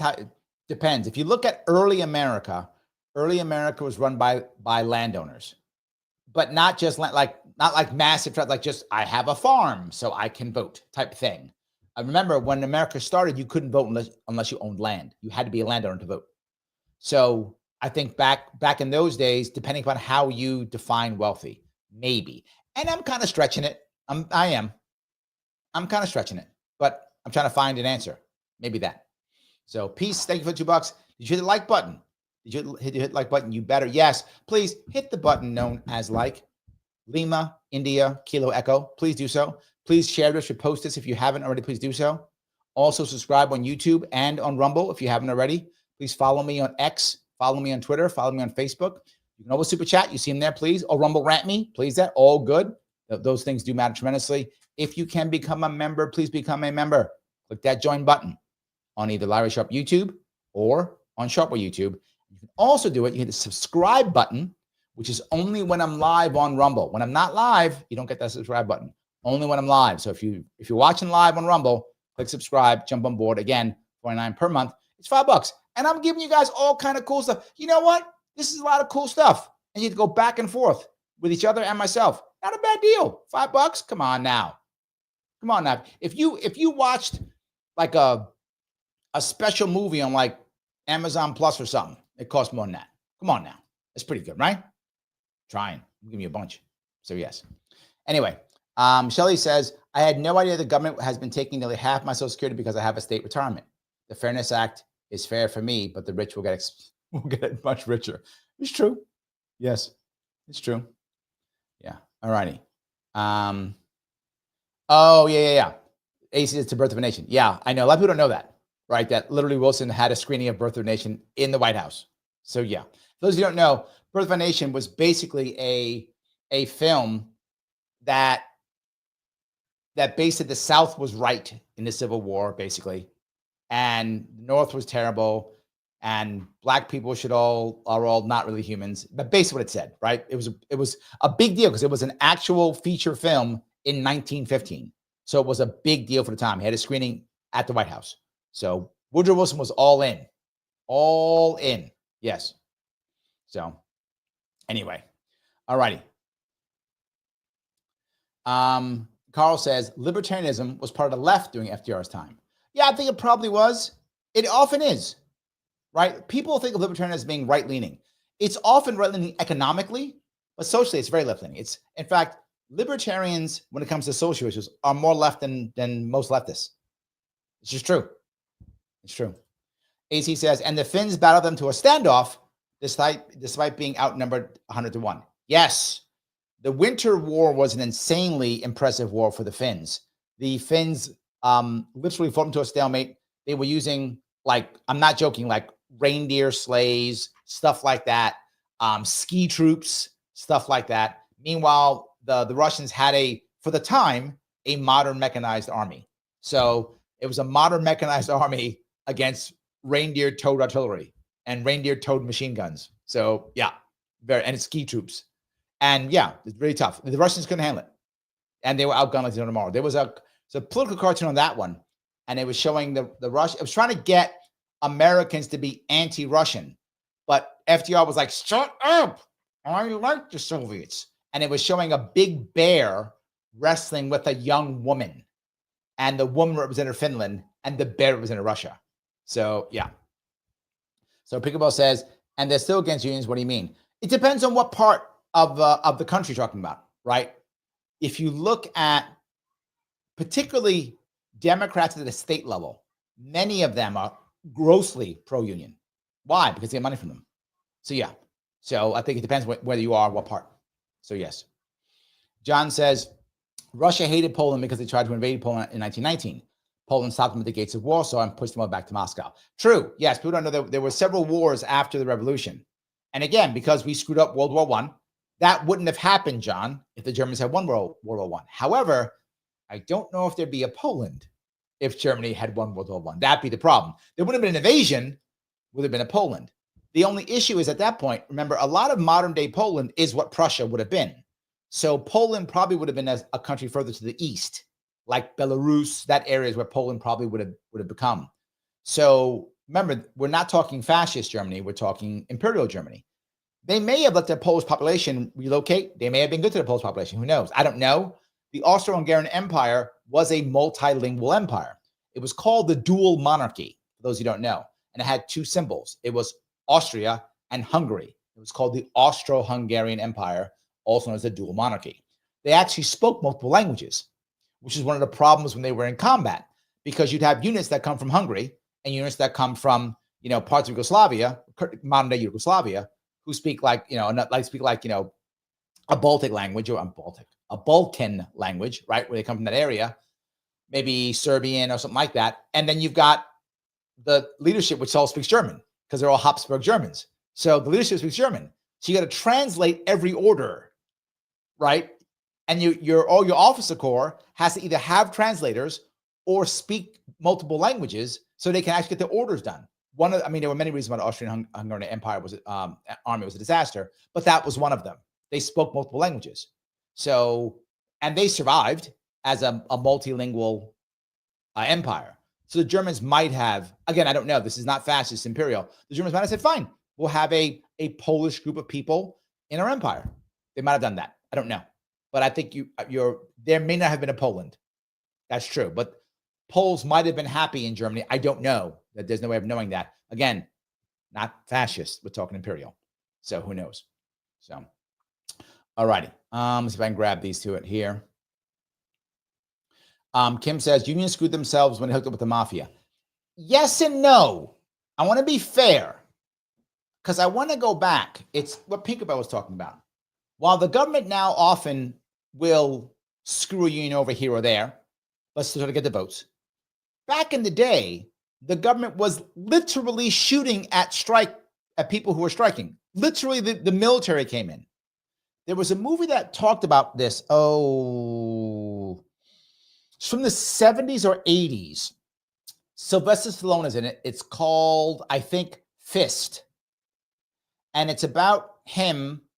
Sylvester Stallone plays a union boss in trouble because the corporate leaders are literally bringing in the army, bringing in security guys who are shooting strikers, like literally killing them. So he's like, I'm bringing the mob in because the mob will shoot back. And that's what happened. They brought the mob in because the mob had guns and would shoot back. I'm not making that up, Ken. That's why the mob jumped on board. They needed muscle. So they said, well, will you guys shoot the security guards? Yeah, we'll shoot them. And they shot back. They had weapons, they had guns, they shot back. And that was one of the reasons why I did it. So, yeah. Not saying it's okay, but if your government is literally against you and not supporting you at all, and the corporate people are, again, literally shooting you, what are you going to do? What are you going to do? So, yeah, that's all I'm saying. Dave was going to say, Larry, what happens if Nazi Germany develops nuclear weapons first? So?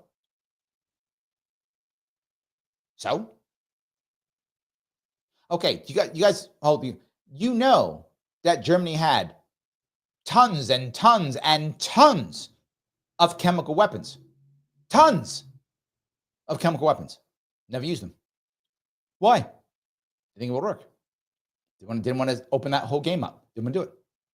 Even at the end, they had tons. Mustard gas, all those, tons of it. They never used it. They had tons of it. And when I say tons, I mean tons. Never used it. So what? The Russians got the bomb. Only person who's dropped the bomb on anybody is us. We're the only ones. Nobody else has. Indians got it. Pakistan's got it. Israelis got it. North Koreans got it. Russians got it. French got it. Brits got it. We got it. I think South Africans have it. Maybe. Actually, forgot they do. I think they do. But so if once they get Großen Deutschland, the concept that we keep saying is that, they wanted to conquer the whole world and kill people. They didn't. They wanted Großen Deutschland. Once they got that, they were done. I'm not trying to, I'm not trying to put anything away. I'm just being honest. We see that. We know Japan was the same. Japan didn't want to conquer the world. They wanted to create what they called, Japanese call it if I get it right, the Greater East Asian Co-Prosperity Sphere. I think I got that right. Greater East Asian Co-Prosperity Sphere is what they wanted to create. And once they created it, they were done. That was their entire plan. That's literally written down. It's there. It's what they wanted. That's what they wanted to create, their own East Asian empire. They were not trying to conquer the world. It's not what they wanted to do. That's stuff that people tell us so we can think like everybody's evil, conquering the world. That was not their plan. Never was their plan. Germany's plan was never to conquer the world. It was not a thing. Their plan, their whole plan was Großen Deutschland. That was their entire plan. And once they got it, remember, they allowed France to exist as a puppet state. And if the war would have ended, they would have pulled back from most of France and allowed it to become a puppet state. They didn't want to keep it. They did not want to. They didn't want to keep Yugoslavia. If you look at the plans that Germany made up, they broke Yugoslavia up and let them have their own puppet states. They weren't even part. They didn't annex them into the German Empire or the Reich. They called it the Reich. They didn't annex it into the Reich. The only place they annexed into the Reich was eastern areas, which was Prussia and that area. Their Lebensraum was all Eastern Europe. They didn't annex anything else. They could have. Again, they could have annexed France and said it's not part of Germany. They could have annexed whatever. Scandinavia. They could have annexed all Scandinavia. They didn't.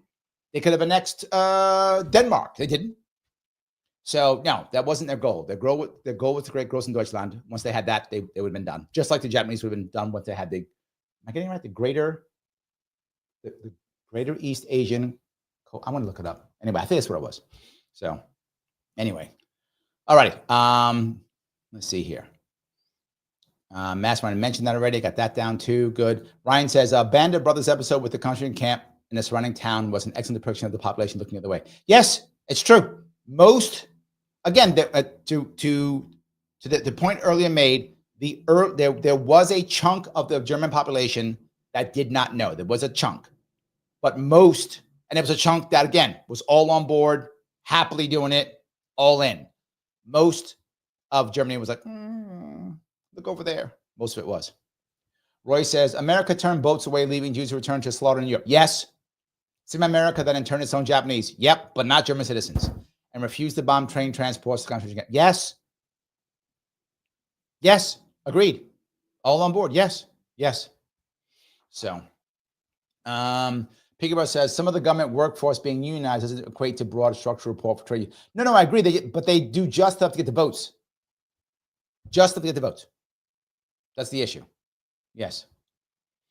All righty. Roy says, plus foreshadowing today's Middle East, Japan was getting desperately low on oil, needed to run its war machine, most of which was imported. Thus, America's oil embargo threatened Japan's imperial plans, but they didn't want America in the war, which is why they didn't invade the Philippines sooner. So they hoped to be scared away. Yes. Yes. So you're right.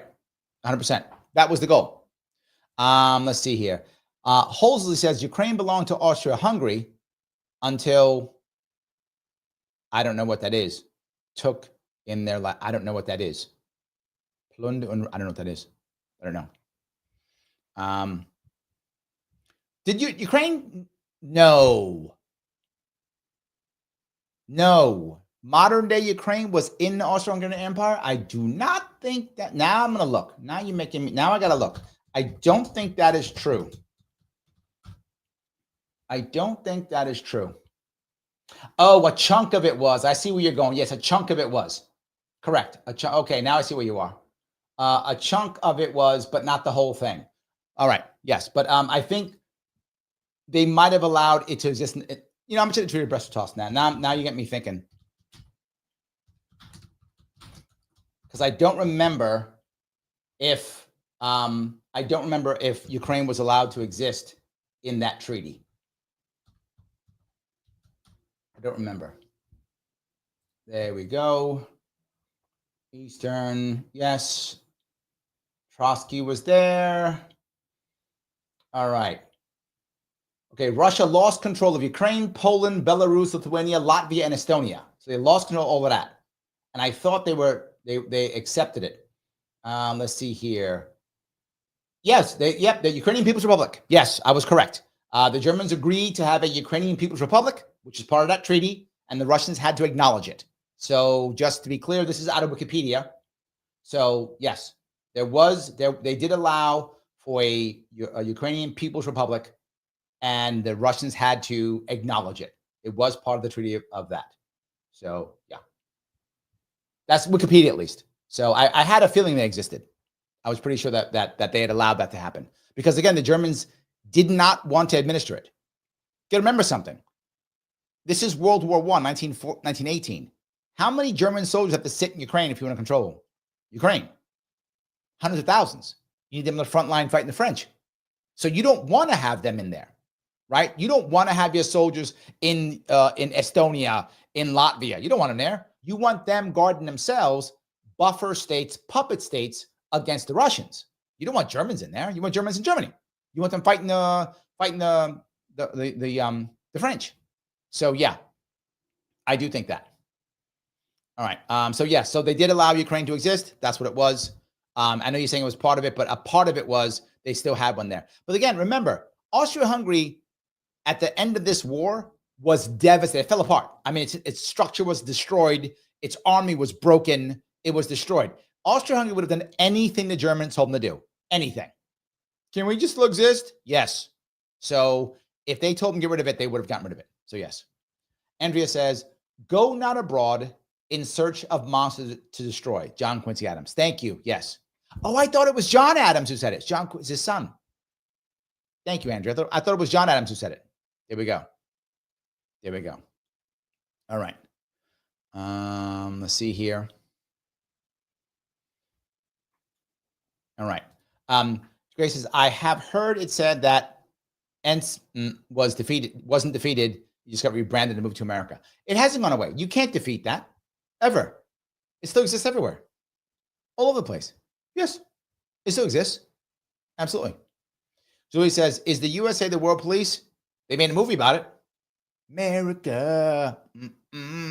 Yes, they actually made the movie about it. So maybe. Yes, absolutely. Jean says, when my grandmother's family came here from Germany to avoid the draft for World War I, they were afraid that anyone would know they were German. That was a common thing. Yes, that was a common thing. Mastermind says, families would picnic at Civil War battlefields. That's true. That's how it started. They thought it was all great. Yes. Dave says, you maintain a fascist state through fear. Look at Syria. It lasted for 50 years. The fascist Spain lasted for 35 years. Nazi Germany could have lasted from 1930s to 1990s. Maybe. I think it's possible. But there's a couple other things, though. The Germans actually also had something else that these other countries haven't had. And that is they had an actual democracy that existed. It was a thing, right? They had a Reichstag. They had that already. The other countries didn't have that. So I do think that Germany over time would have made some shifts in that regard. But they still been a fascist state. I'm not saying they would have all of a sudden not been a fascist state.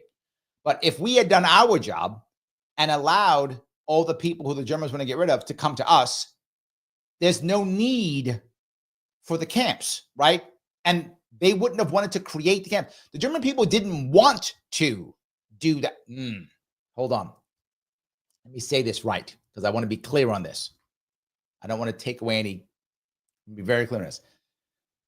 The German people just wanted what they wanted. If there was an easier way, they would have taken it. In their mind, they believed that. They would have done it if they believed it. We'd have given that option. But yes, it could have lasted for 50 years, maybe 35 years. Yeah, they would have. It could have. It's possible. Sure. So, all righty. Carl says, if Germany had won World War II, the only territories they would have absorbed would have been Austria, Czechoslovakia, Eastern Poland, Alsace, Croatia, Ukraine, Hungary, Netherlands, Benelux, and Northern Italy. World War I and World War II Germany are very different in this regard. World War I Germany was happy to be a country, right? I mean, it just become a country. It had been a country less than 50 years, right? So it just become a country. There were still units that came from the old, old kingdoms.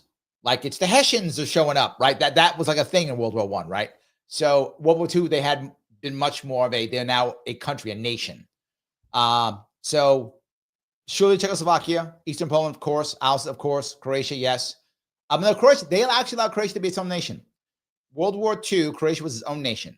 Hungary, they did not liberate Ukraine in World War II. They did not. World War I, they did. World War II, the Germans took it. You're right. They were going to annex Ukraine. They were going to take the whole thing. They allowed Hungary to be on its own. Hungary was their ally. They signed treaties with Hungary. They were not going to annex Hungary. Hungarians are actually, for those who don't know, Hungarians are actually ethnically and linguistically different than other Europeans. They're actually related, believe it or not, to Finns, Koreans, and Japanese. It may sound odd, I know, but it's true. The language tree and the migration tree actually comes from Korea and goes across. You're looking at it. Goes across Asia, Northern Asia, goes to Finland, and then down into Hungary. So they didn't see the Hungarians as Germans. So they were not going to, and they allowed them to have their own. Netherlands, they might have, you're right. They were considering taking that, and Benelux. Yes, they were considering taking all of that. They did not. They were not going to take Northern Italy at all.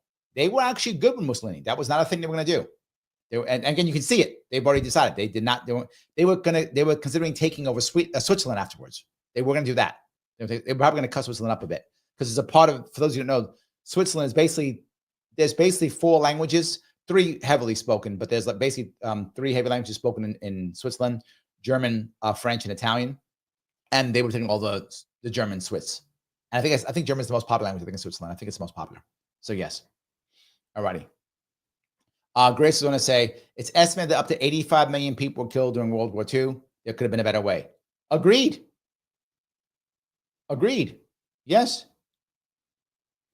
So, Carl says, in fact, they wanted to make a Holy Roman Empire. There's some truth to that, and a lot of the, and that, by the way, for those of you who don't know, why was fascist Germany called the Third Reich? The First Reich was the Holy Roman Empire, the first empire. Like Reich in German means empire. The first Reich was the Holy Roman Empire. The Second Reich was Kaiser Wilhelm. That was Second Reich. The Third Reich is fascist Germany. That's why it's called the Third Reich. You are correct. They did want to build that. That's why there was so much the occult and symbolism and the salute, which I will not do. The famous arm raised salute comes from the Roman salute. That's where that comes from. So you are correct. They were actually trying to do that. That's where that salute. I'm not going to finish it, but that salute comes from the Romans would do this and then salute like that. That was they would finish it up. And that's where it comes from. You're correct. They wanted to build the Third Reich or a rebuild of the Holy Roman Empire. That is accurate. Yes.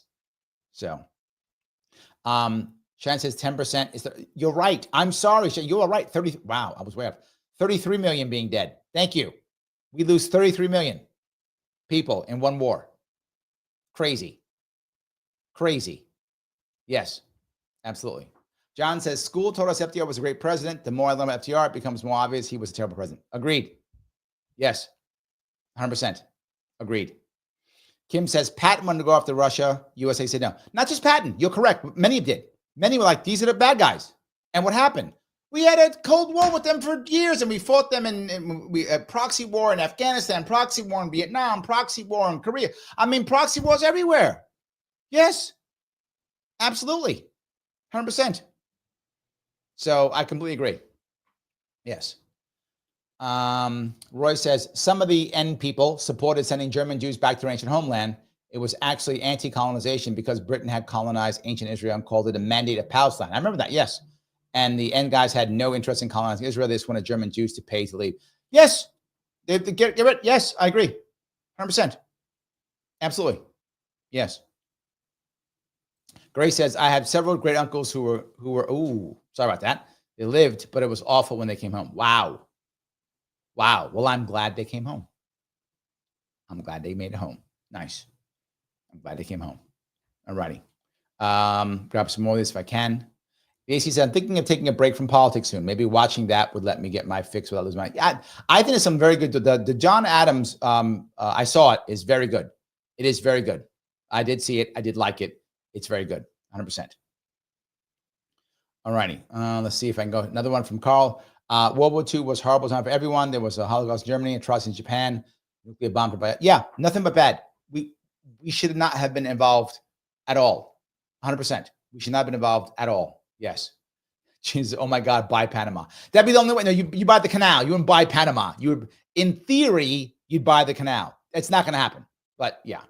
Carl said, did you do your overseas military service overseas? Where did you do it? What do you remember from most of your experience? It's not an AMA. I will cover that more in my next AMA, but I'm happy to tell that story. Yes, I was overseas most of my time. Remember, the Marines will almost always, when they go overseas, will, generally speaking, go into East Asia. I did too. I was in Okinawa, Korea, Japan, Philippines. So yes, I was there. That's where I was. So Ryan says, Larry, my great-grandfather with the last name Koch, got watched closely by the police in Cape Girardeau, Missouri, when he was a teenager in 1917, 1918. Yeah, you guys got to Germans. Yes, absolutely. Absolutely. 1844 was the last time. He had 6 princes, only one is Kaiser. Well, there we go. There we go. Thank you for that. I got the quote right. I appreciate that. If I can grab some more of these, I appreciate all these comments. I get through these. Is it Holsey 80815? You have a lot of stuff you're talking about. Yes. Holsey says Spain, Habsburg. Yes, Spain were also Habsburg, but at that point in time, the Austro-Hungarian Empire was run by Habsburg dynasty. That's why I use that. At that point, that's when that was. So, yes. So, pronounced Coke. Oh, yes, Coke, of course, yes. Oh, he pronounced it Cook. Okay, I've heard it pronounced so many different ways. I see that I've heard it pronounced 1,000 times. Yes, absolutely. All righty. Gene says, my eldest son was taught that FDR was a good president. Then he talked to my mom, who told him the truth. I love that. That is great. Yes. Who told him the truth? All right. That was really good. Guys, I want to ask you one more time if I could. Roy says the N-word rallies were popular in America in the 1930s. Yes. Remember, in the 1930s, being a fascist was okay. There was a fascist party, and it wasn't like called something else. It was called like the British Fascist Party. Like you were an open fascist. Like that was a thing you could be. People were okay with that. So yeah, totally fine with that. No worries whatsoever. Yeah, 100%. So 85% were bystanders. You're not wrong. You're not wrong. Jeff became a member. Thank you, Jeff. Every member does count. Thank you so much. I appreciate the support. Guys, if you want to become a member, please do so. You can become a member either on Larry Sharpe YouTube or on Sharpe YouTube. Does not matter, whichever one's better for you. $49 per month keeps me going. If you want to do it on Rumble, you can do it on Rumble also if you want to. You can do it on Rumble when I'm live. Hit the word subscribe. You can do it there when I'm live. You can always super chat me if you like, or rant me on Rumble, either one. If you have not followed me on Facebook or X or Rumble, why not? Please follow me. Subscribe to me on YouTube. Every subscriber does matter. Please do so. And you share and repost if you can. But no matter what, click the button known as like. It does matter. Joel says on Rumble, cheap tuition at the University of Sharpe. Yes, it is cheap tuition. And you talk to the teacher directly. Not too shabby. Not too shabby. You do get that. Absolutely. So, yes. Michael says, former Yugoslavia was made from remnants of the Austro-Hungarian and Ottoman empires. Yep. Serbians were largely ruled by Ottomans. Also, schism line between Orthodox and Catholic runs right through that. Yeah, the second piece here, too. It's the second piece here that people don't recognize about the Balkans. When the Balkans were controlled by the Ottoman Empire came in and they fought the way they interpreted Islam and Sharia law was that you don't kill people of the book, right? And what they see people of the book is Abrahamic religions. That's how they viewed it. You don't kill people who are of the book. If you're Abrahamic religion, we don't kill you. We don't do that unless you obviously fight back or don't accept our rule. But as long as you don't fight back, we don't kill you. That's how the Ottomans interpreted that. But it didn't mean you couldn't punish them in some way or reward someone for becoming a Muslim. So we do things like, oh, you want to run a business? Yeah, you got to be a Muslim. Oh, you don't want to pay taxes? Yeah, you got to be a Muslim. Oh, you're not a Muslim? You pay extra tax. You pay not Muslim tax. There's a bunch of things like, oh, you want to own a weapon? No, got to be Muslim. So we do things like that. Because most of that was done in cities, so many people in cities converted. So you found a whole bunch of people in cities converting to Islam. Why? Because that's how you got stuff done under the Ottoman Empire. That was how they did it. So a lot of people in that area, if you were a city dweller, converted to Islam because that's how you got stuff done, right? That's how you were able to be in the government. It's how you were able to get away on tax, how you were able to open up a business, right? Or do certain jobs, get government contracts, whatever the deal might be, you'd have to be a Muslim. So many of them converted. So when the Yugoslavian wars broke out in the 90s, it became a horrible war. Why? Because it wasn't like it was left versus right or north versus south or east versus west. It was city versus the rural areas. The rural areas were, generally speaking, Orthodox Christians or Catholics, depending on where you were in Yugoslavia, either Catholics or Orthodox Christians, mostly.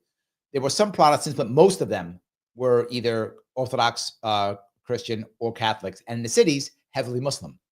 And so the battle was between those two. So you're correct, but the schism also happened because of the Ottoman Empire, how they interpreted Islamic law. So, and that obviously not all areas are that way. So yes.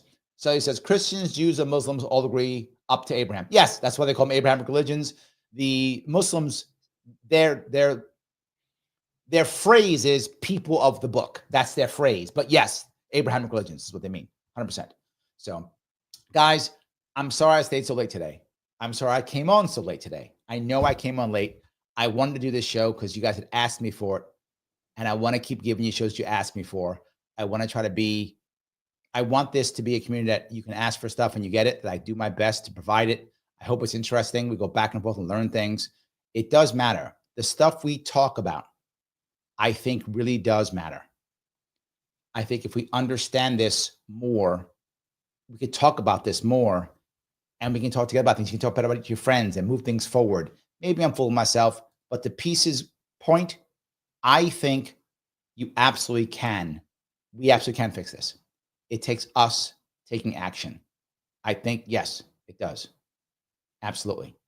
So in any case, tomorrow I will be on 7 p.m. I will have my special year-end show. Yes, I will have my special year-end show tomorrow. I was my top 10 list.